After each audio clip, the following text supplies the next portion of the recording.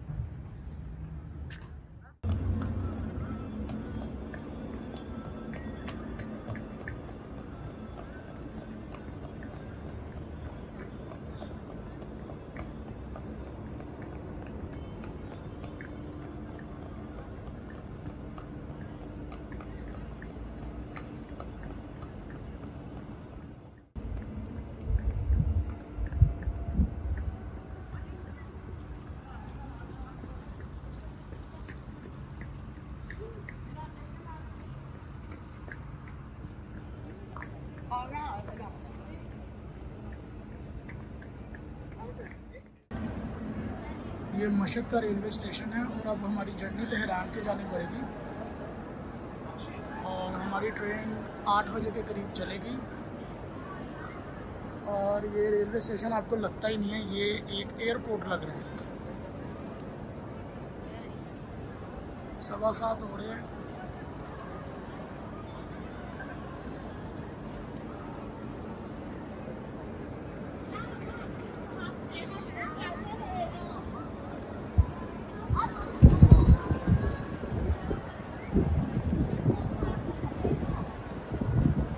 और ये शोहदा की अक्कासी की गई है।